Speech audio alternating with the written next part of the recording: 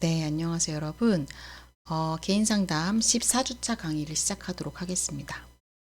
14주차는 위기 상담에 대한 내용을 두 개의 강의로 나눠서 진행을 할 거고, 강의 내용이 좀 많아요. 그리고 요 내용들은 여러분 주교재나 부교재에는 없는 부분이라서, 음, 이건 이제 제가 위기 상담, 실제로 상담을 하거나 교육을 하거나 이러면서 이제 구상한 자료라서 이 자료 슬라이드 위주로 공부해 주시면 될 것 같고, 네, 오늘 얘기할 게 많아서 좀 빠르게 진행해 보도록 하겠습니다. 첫 번째 영상에서는 일반적인, 그러니까 위기 상담까지는 아니고 우리가 주위에서 자살 위기인 사람을 마주쳤을 때 어떻게 대처해야 될지 그 부분에 대해서 좀 설명드리고, 그리고 접수 면접 때 내가 별 생각 없이 접수를 들어갔다가 갑자기 위기 내담자를 맞닥뜨리게 됐을 때 어떻게 해야 될지, 그리고 세 번째는 내가 상담을 배정받았는데 내가 배정받은 사례 내담자가 위기 내담자일 때 어떻게 상담해야 하는지, 이렇게 세 가지 내용이고, 네, 먼저 위기 학생 대처하기 부터 볼 건데, 이거는 이제 자살 위기가 주로 얘기가 될 거고,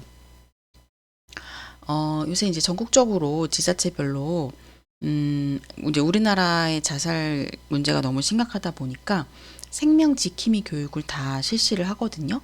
그래서 그 내용하고 좀 비슷한 내용이라고 생각하시면 될 것 같습니다. 먼저 자살에 대한 여러분의 생각은 어떤가요? 이렇게 시작을 하는데요. 자살이라는 단어를 사실 살면서 그렇게 많이 쓰는 단어는 아니죠. 저도 이제 석사 때 상담을 공부할 때까지도 자살이라는 단어를 그렇게 많이 쓰거나 들을 일은 없었어요.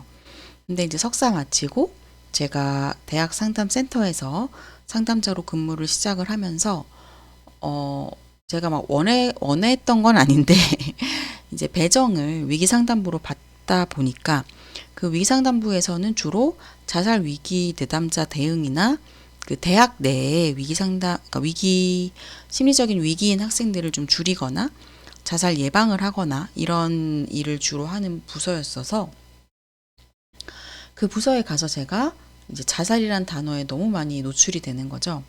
그래서 자살에 대해서 잘 알아야 되니까 공부도 하고 막 그랬었는데, 자, 여러분도 이 자살이라는 단어가 그렇게 익숙하지 않으실 수도 있어요. 그래서 이 자살이라는 단어를 들으시면 어떠신지, 무엇이 떠오르시는지 한번 생각을 해보고, 네. 일단 무섭다. 이런 느낌, 당황스럽다, 피하고 싶다, 또 생명의 전화를 떠올리는 분도 계실 수 있고, 마포대교, 이제 다리 한강에 있는, 네, 여기로 많이들 이제 죽고 싶은 마음이 들 때 찾아가는 그런 곳이고, 뭐 비관 이런 단어가 떠오르실 수도 있죠. 네. 사실 우리나라는 이 자살 문제가 심각하긴 합니다. 그래서 여기 현재 요 도표 그래프에는 2019년의 기준으로 그래프가 있는데, 2023년에도 OECD에서 최고, 우리나라가 1위로 자살률이 높은 걸로 나왔어요. 그만큼 이제 자살 문제가 우리나라 심각하고, 꼭 좀 자살률을 낮춰야 되는 그런 상황입니다. 특히 이제 젊은 층, 10대, 20대, 30대 사망 원인 1위가 자살이고요. 교통사고로 인해서 죽는 경우보다 2.5배가 더 많아요. 병에 걸리거나 자연사가 아닌 어떤 외인사라는 게 있는데, 그러니까 외인사에는 뭐 자연재해라던가 뭐 사고라던가 이런 것들 포함되겠죠. 외인사의 절반이 자살로 인해서 사망을 하게 됩니다. 또 보시면 자살을 시도하는 거는, 네, 여자가 더 많이 시도를 합니다. 보시면 여기 여성이 53.5%. 근데 실제로 자살로 사망하는 경우는 남성이 더 많아요. 그 이유는 남성분들이 좀 더 치명적인 방법으로, 그러니까 죽고 싶은 마음이 막 들고 시도하고 하는 건 여자분들이 많지만, 치명적인 방법으로 딱 하기 때문에, 그리고 어디에도 도움을 청하지 않고, 그렇기 때문에 남성분들의 자살 사망자가 더 많다. 연령에 따른 자살 동기 보시면 10에서 40대는 정신적 어려움, 40대는 경제적 어려움, 50대 정신적 어려움, 60 이상은 육체적 어려움 이렇게 나와 있어요. 육체적 어려움은 뭐 질병이나 이런 게 원인이 될 수도 있겠죠. 그래서 요새 이제 자살에 대한 어떤 보고서나 이런 걸 읽어보면 노년층의 자살이 많다는 거를 알 수 있어요. 뭐 60대 뿐만 아니라 70대, 80대 자살률이 높은데 그 이유는 이제 독거 노인이신 분들, 1인 가구신 분들, 또 경제적인 형편이 어렵고 가족들에게 폐를 끼치고 싶지 않거나 잘 낫지 않는 좀 큰 질병을 얻거나 하시는 분들이 자살 생각을 많이 하시게 되는 것 같습니다. 자, 자살에 대한 오해와 진실을 좀 볼 건데, 자, 하나씩 여러분도 이게 O일지 X일지 한번 생각을 해보세요. 1번은 O일까요? X일까요?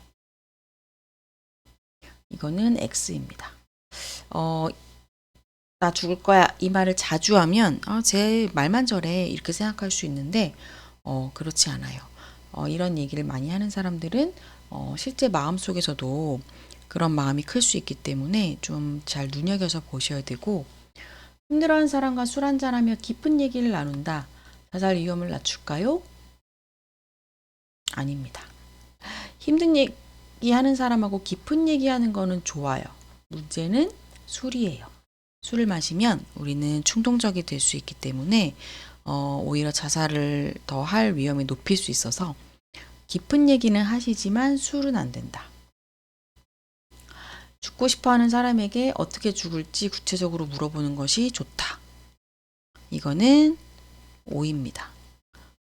이게 어떻게 오예요? 할 수도 있는데 이거를 물어보는 게 그 사람의 자살 생각을 더 키우기보다는 오히려 자살 계획에 대해서 얘기하면서 자살 충동이 좀 떨어질 수 있어요.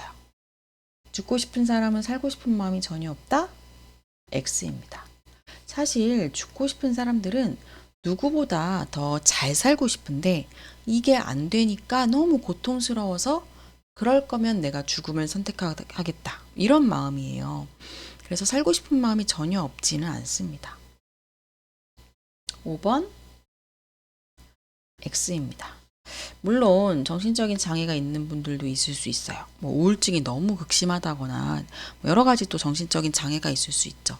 근데 그렇지 않더라도 뭐 연예인이나 정치인 분들 중에는 어떤 정신적 장애가 없다가도 어떤 커다란 사건을 겪으면서 자살을 하게 되는 분들도 있잖아요. 그래서 5번은 X고 6번 이거는 O입니다. 다 그런 건 아니지만 막 그 난치병이나 불치병 이런 것들로 인해서 너무 고통스러운 분들은 자살로 이어지는 경우들이 많고요. 이거는 7번 어떨까요? 왠지 O를 고르시는 분들이 많을 것 같은데 이거는 X입니다. 물론 자살은 하지 말아야 된다고 해야죠. 자살을 우리가 예방을 해야 되는데 야, 그거 잘못된 거야 라고 말하면 이거는 비난이 돼버려요. 다른 방법으로 자살을 안 하게끔 예방을 해야지 야, 그거 잘못된 거야 이렇게 알려주는 건 오히려 그 사람의 마음을 닫게 만들어서 더 위험한 상황이 될 수 있어요. 8번 이거는 X입니다.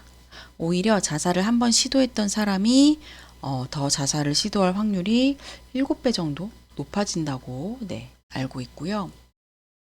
자살을 생각하는 사람과 나눈 이야기는 비밀을 지켜줘야 될까요? 아닙니다. 자살에 대한 건 비밀 보장을 하면 안 돼요. 비밀 보장했다가 그 사람 진짜 죽으면 어떻게 할 거예요?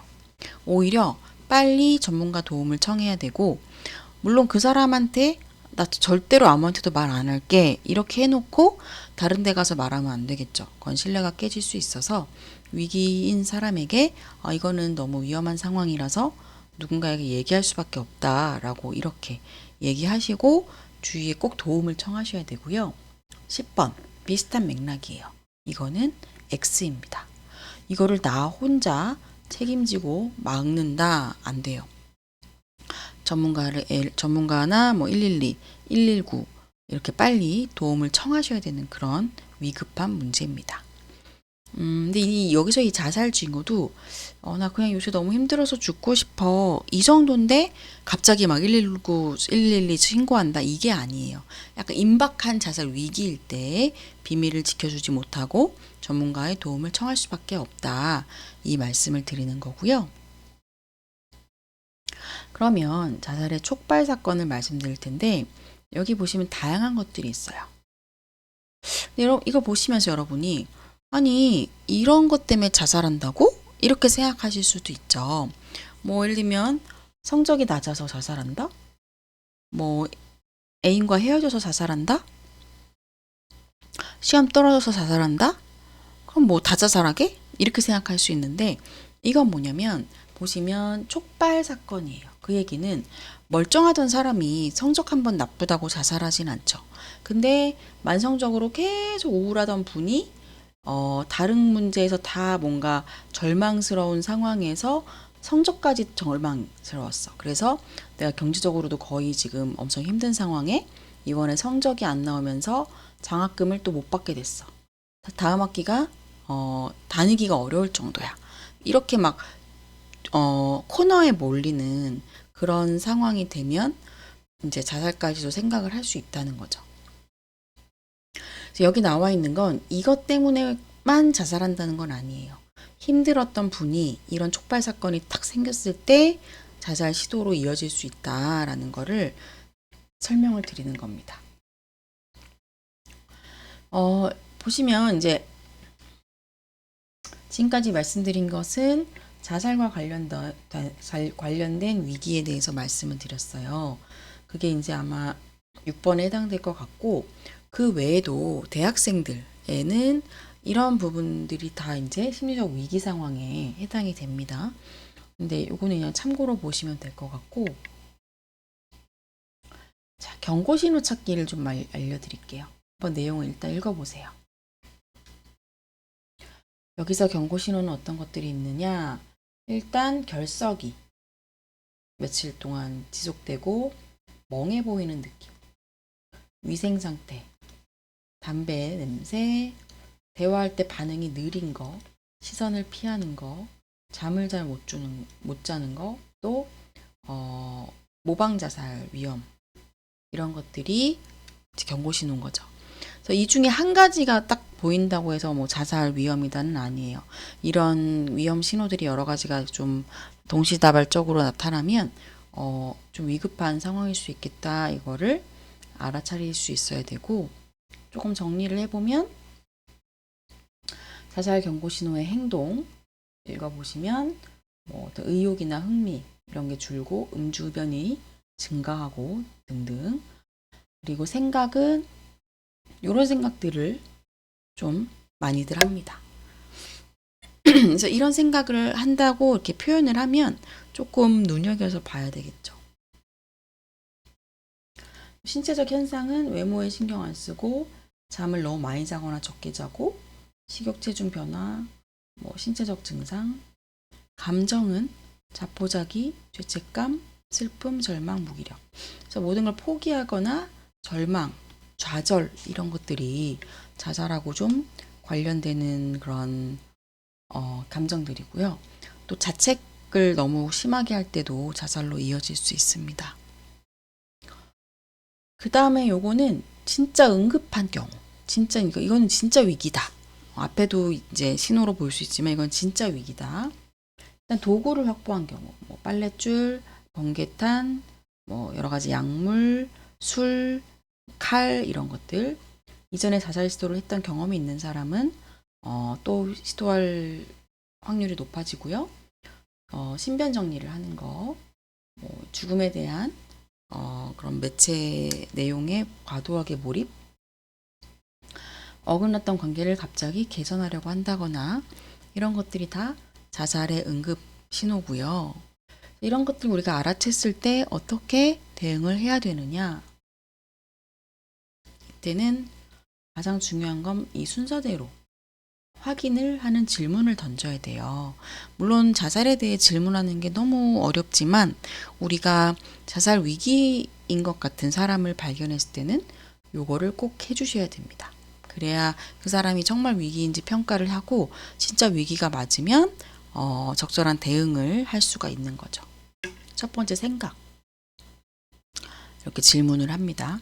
이렇게 질문을 하셔도 되고 혹시 뭐 자살이나 이런 생각을 하고 있냐 이렇게 자살이라는 단어를 쓰셔도 돼요. 근데 자살이라는 단어를 쓰는 게 아마 더 어려우실 수 있으니까 이렇게 좀 표현할 수 있고 근데 안 되는 건 죽고 싶다거나 이런 생각하는 건 아니지 이렇게 부정형으로 물어보시면 그거는 네 좋지 않아요.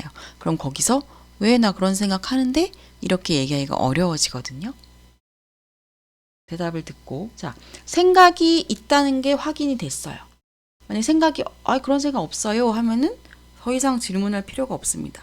생각이 있다는 게 확인되면 이제 계획을 물어야 됩니다.